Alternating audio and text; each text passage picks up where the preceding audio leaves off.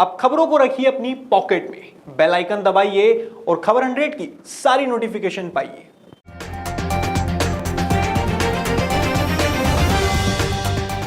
नमस्कार, आप देख रहे हैं खबर 100 में हूं आपके साथ राहुल मौर्य। आइए रुक करते हैं इस वक्त की बड़ी खबरों पर, लेकिन उससे पहले एक नजर हेडलाइंस की ओर।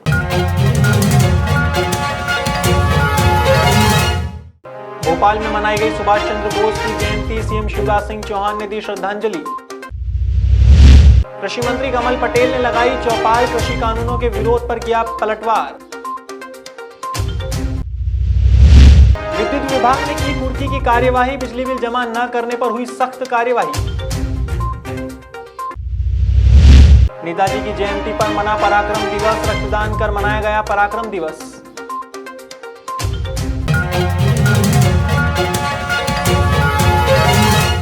देवास के चाणक्यपुरी एक्सटेंशन में भागवत कथा का आयोजन खाटू श्याम महिला मंडल ने किया। भागवत कथा में भागवताचार्य पंडित मुकेश पाठक ने महारस लीला, श्री उद्धव चरित्र, श्री कृष्ण मथुरा गमन और श्री रुक्मिणी विवाह महोत्सव प्रसंग पर विस्तार से प्रस्तुतिकरण किया। इस मौके पर भगवान श्री कृष्ण रुक्मिणी के विवाह की झांकी ने सभी को खूब आनंदित किया। भागवत कथा के दौरान कृष्ण बनी निशा गोला और रुक्मिणी बनी वाणी मिश्रा के कृष्ण रुक्मिणी प्रसंग पर मंचन ने सभी को मोह लिया। पांडाल में मौजूद महिलाएं, बच्चे, यहां तक बुजुर्ग झूम उठे। नेताजी सुभाष चंद्र बोस की जयंती को पराक्रम दिवस के रूप में मनाया जा रहा है। इसी कड़ी में मध्य प्रदेश के मुख्यमंत्री शिवराज सिंह चौहान ने भी पराक्रम दिवस पर सीएम हाउस में सुभाष चंद्र बोस को श्रद्धा सुमन अर्पित किया। इंदौर से भोपाल आ रहे किसान नेता और कृषि मंत्री कमल पटेल का भोपाल हाईवे के जावर रोड जोड़ पर कांग्रेस कार्यकर्ताओं ने घेराव किया, तो कृषि मंत्री इस घेराव के चलते यहां रुके और किसानों की चौपाल लगाकर कृषि कानूनों के फायदे बताने लगे। कांग्रेस कार्यकर्ताओं का यह जत्था कृषि कानूनों के विरोध में प्रदर्शन के लिए भोपाल जा रहा था।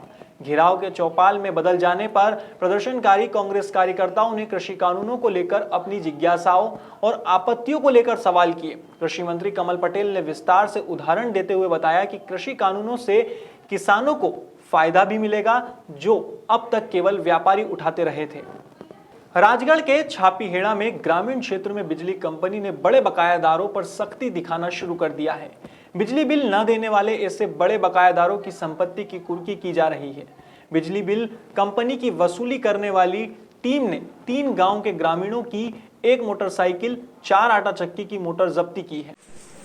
उपभोक्ताओं में बकाया था, वो उसको वसूली करने के लिए मतलब कुर्की का अभियान चलाया जा रहा है जी। इसको पूरे सूचना दी गई, लेकिन लोगों द्वारा पैसे जमा नहीं किया गया। इसको लेकर आज विद्युत विभाग ने जो कार्रवाई की है, कितने लोगों पर कार्रवाई की, किस किस गांव में की है? 4 लोगों पे जी। ये गांव भूमका, सावरसिया, पिपलिया कला और रनारा जी। भूमका में एक बाइक जब्त की है, इस पे 66,000 रुपये बकाया है जी। रनारा में 72,000 रुपये मिले जी। इसकी मोटर आटा चक्की जब्त की जी। एक पिपलिया कला में उनके 36,000 रुपये मिलता, तो उसकी मोटर जब्त की है। अब इनके ऊपर आगे की क्या कार्रवाई है सर? जब तक जमा नहीं करेगा तब तक हमारे पास रहेगा सामान ये, और जमा करने के बाद वापस दे दिया वापस रिटर्न कर दिया जाएगा जी। तुम मुझे खून दो, मैं तुम्हें आजादी दूंगा, जय हिंद जैसे नारों से आजादी की लड़ाई को नई ऊर्जा देने वाले नेताजी सुभाष चंद्र बोस की 135वीं जयंती शनिवार को मनाई गई। केंद्र सरकार ने नेताजी की जयंती को पराक्रम दिवस के रूप में मनाने की घोषणा की थी, जिसके बाद देश में कई स्थानों पर नेताजी की जयंती पर विभिन्न आयोजन भी देखने को मिल रहे हैं। मध्य प्रदेश की व्यावसायिक राजधानी इंदौर में संस्था मालवा संस्कृति मंच ने विशेष आयोजन किया, जिसमें रिगल तिराहे पर बनाए गए इंडिया गेट की प्रतिकृति के समीप संस्था ने शहीदों को श्रद्धांजलि अर्पित की। वहीं नेताजी के सूत्र वाक्य के मुताबिक ब्लड डोनेशन शिविर भी लगाया। शिविर में इंदौर के सांसद शंकर लालवानी ने भी रक्तदान किया। साथ ही सांसद लालवानी ने युवाओं से देश के लिए आगे आकर रक्तदान करने की अपील भी की है। देखिए, आज नेताजी सुभाष चंद्र बोस जी की पुण्य स्मरण दिवस है और माननीय प्रधानमंत्री जी ने जिस प्रकार का पराक्रम दिवस हम पूरे देश में सरकार भी मनाएगी और सबसे आह्वान भी किया, और ये पराक्रम दिवस के अवसर पर मालवा संस्कृति मंच द्वारा आज अमर शहीदों को श्रद्धांजलि भी दी गई और नेताजी सुभाष चंद्र बोस को श्रद्धांजलि देते हुए जिस प्रकार उन्होंने कहा था, तुम मुझे खून दो मैं तुम्हें आज़ादी दूंगा, हमें आज़ादी तो मिल गई, लेकिन जिस स्थिति परिस्थितियों से हम गुजर रहे हैं अभी, कोरोना की महामारी से हम निकले हैं बाहर, तो खून की बहुत आवश्यकता रहती है उन लोगों को जो या तो एक्सीडेंट में या अन्य बीमारियों के कारण हमने देखा कि खून की आवश्यकता बहुत ज़्यादा है, शहर में भी, प्रदेश में भी, देश में भी।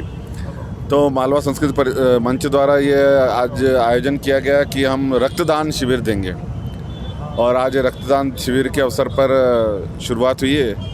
तो शुरुआत में रक्त दिया है। मैं सामान्य तौर पे कभी कभी अपने